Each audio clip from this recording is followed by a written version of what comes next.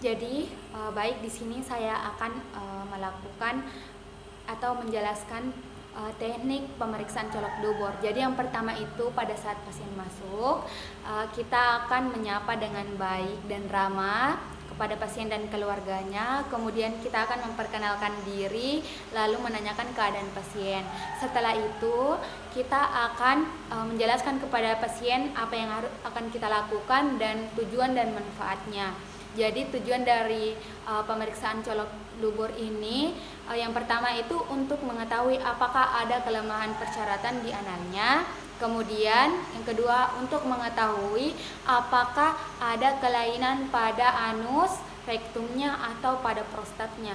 Setelah itu kita akan menanyakan kepada pasien bahwa pada pemeriksaan ini mungkin ada ketidaknyamanan yang nanti dirasakan kepada pasien ini, tetapi kita juga harus meyakinkan bahwa kita bisa melakukannya sebaik mungkin.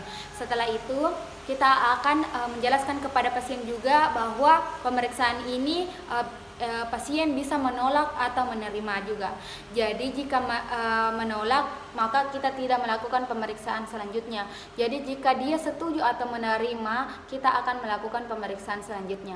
Kemudian yang kedua itu ada persiapan pasien dan alat. Jadi alat yang akan kita gunakan yang pertama itu ada kain tisu, ada larutan antiseptik, ada gel, ada kain kasa steril, ada sabun cair dan air mengalir untuk melakukan cuci tangan.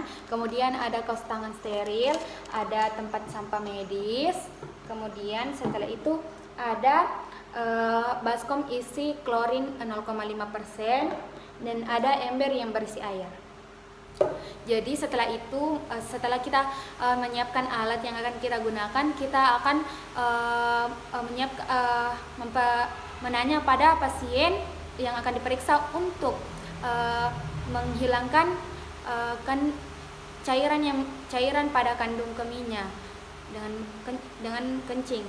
Jadi jika si pasien ini tidak bisa mengeluarkan, maka kita akan melakukan kateter pada pasien untuk menghilangkan cairan pada kandung kemihnya dulu.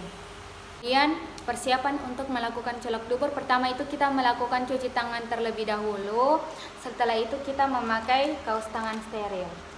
Setelah kita pakai, kemudian kita melakukan teknik colok dubur itu sendiri. Jadi yang pertama itu posisi pasien ini dalam keadaan baik litotomi, miring, lateral decubitus, atau dengan posisi menunduk, tergantung dari kenyamanan pasien ini.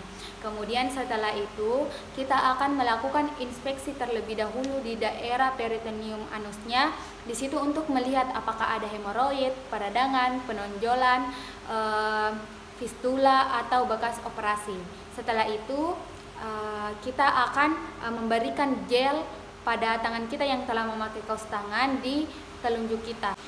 Jadi setelah kita beri gel kepada tangan telunjuk kita yang telah menggunakan sarung tangan steril, kemudian yang akan kita lakukan yaitu memasukkan jari telunjuk kita ke anusnya.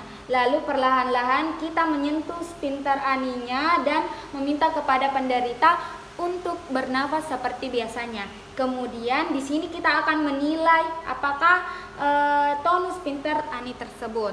Kemudian tangan yang satu ini akan menyentuh bagian suprapubisnya, di mana kita akan menekan di daerah vesika urinarianya. Jadi jika vesika urinaria kosong ini, maka kedua tangan ini akan bertemu dan kita akan mendorong jari telunjuk ke arah dalam anus sambil menilai ampulla dan dinding rektumnya. Di sini kita melihat apakah ada keadaan massa feses, hemoroid, penonjolan, ataukah ada batu prostat. Kemudian setelah itu kita tempatkan jari telunjuk ini pada jam 12. Di sini untuk meraba prostat jika pada posisi litotomi. Kemudian di sini kita akan meraba massanya yang dinilai. Yang pertama adalah permukaan dan keadaan mukosa rektum pada prostatnya. Kemudian yaitu ada pembesarannya, apakah pole atas bisa atau tidak teraba, dan penonjolannya ke dalam rektumnya. Kemudian kita akan melihat apakah ada hemoroid atau tidak, apakah ada penonjolan atau tidak, apakah ada tonus atau tidak. Jadi setelah itu kita keluarkan jari tangan kita yang berada di daerah rektumnya, anusnya, secara dengan posisi sedikit melengkung.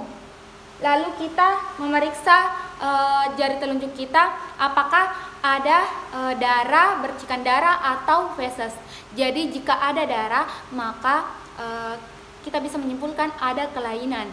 Kemudian jika ada feses maka kita bisa menyimpulkan bahwa pemeriksaan pada pasien ini normal.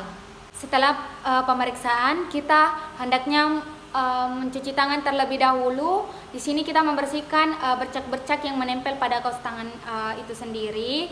Jadi setelah kita bersihkan, kita merendam cuci tangan ini di baskom yang berisi klorin 0,5%. Setelah itu kita mencuci tangan lagi, lalu menanyakan kepada pasien bahwa pemeriksaan telah kita lakukan.